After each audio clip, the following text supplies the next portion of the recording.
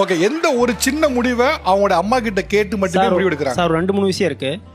First இந்த ஷோக்கு வந்ததுக்கு அவங்க என்கிட்ட கேட்கல சார், அவங்க அம்மாட்ட தான் கேட்டாங்க.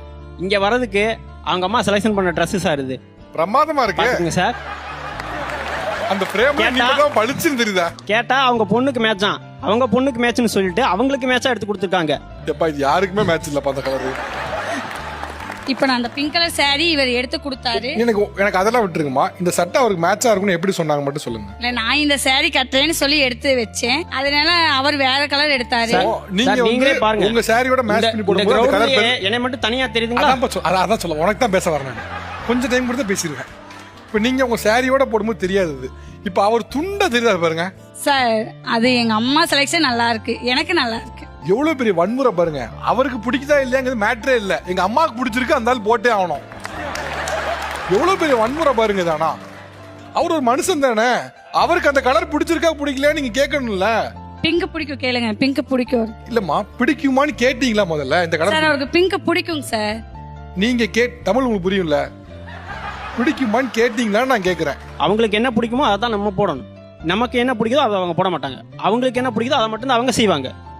அவங்கெல்லாம் ஏன் போடக்கூடாது? அவங்களுக்கு மூளை இல்லையா? அவங்களுக்கு சிந்திக்க முடியாதான் கேட்கறேன். சின்ன குழந்தை மாதிரி தான். ஒண்ணு இல்லம்மா, நீங்க உண்மையிலே இப்போ நீங்க ஜவுளி கடையில் ஒரு பொம்மை இருக்கும்ல, அந்த பொம்மைக்கு என்ன ட்ரெஸ் போட்டாலும் அது அமைதியா இருக்கும். ஏன்னா அந்த உயிர் கிடையாது, வாய் கிடையாது, பேசாது. உங்க கணவருக்கு உயிர் இருக்கு, வாய் இருக்கு. அவர்கிட்ட கேளுங்க, உனக்கு இந்த ட்ரெஸ் பிடிச்சிருக்கா? எங்க அம்மா எடுத்து கொடுத்தாங்க, எனக்கு பிடிச்சிருந்துச்சு, ஆஃபர் இருந்துச்சு வாங்கினேன், உனக்கு பிடிச்சிருக்கான்னு ஒரு வார்த்தை கேட்டா நம்ம குறைஞ்சா போயிடுவோம். அவனுக்கு கேட்கறமா, நீங்க ஒரு கடைக்கு போறீங்க, இட்லி வேணும்னு கேக்குறீங்க, அவன் பொங்கலை தூக்கி வைக்கிறான், நீங்க என்ன கேட்பீங்க? இட்லி கொடுங்க.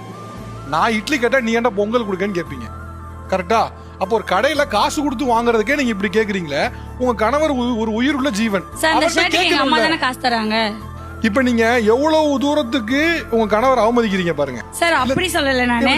ஒண்ணும் இல்லை பாருங்களேன், இந்த சட்டைக்கு எங்க அம்மா தான் காசு தராங்கிறீங்களே, இந்த ஆடாசிட்டி உங்களுக்கு எப்படி வருது? உங்க அம்மா சட்டை காசு கொடுத்திருந்தாலும் கூட அது அவருக்கு பிடிச்சிருக்கா பிடிக்கலன்னு ஒண்ணு இருக்குல்ல. உங்க அம்மா காசு கொடுத்து எடுத்துட்டா அதை நெசசரி அவர் போடணும் என்ன அவசியம் இருக்கு? சார் நான் அந்த saree கட்டியிருக்கல, அதனால அவர் போடணும். இப்போ இந்த saree கட்டணும்னு சொல்லி அவர் சொன்னாரா? இல்லைங்க சார். இந்த கடையில வளையல் கட்டணும்னு சொல்லி அவர் சொன்னாரா?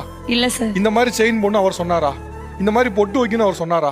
இது எதுவுமே அவர் சொல்லல. ஆனா நீங்க எல்லாத்தையும் அவர் டிக்டேட் பண்ணிட்டே இருக்கீங்களே, எப்படின்னு கேக்குறேன் சார். வெளியூர் ஷோக்கு போறோம், 2 பேரும் கொஞ்சம் மேட்சிங்கா தெரியணும், அதனால ஏன் இது அவருக்கு தெரியாதா? ஒரு நாள் கூட ஏன் உங்களுக்கு சொல்ல மாட்டீங்க? அதான் குழந்தை மாதிரி அவங்க அதை செய்ய மாட்டேங்கிறாங்க, அதனால நாங்க அதை சொல்லி தரோம் சார். பார்த்தா குழந்தை மாதிரியா தான் சார் தெரியுது.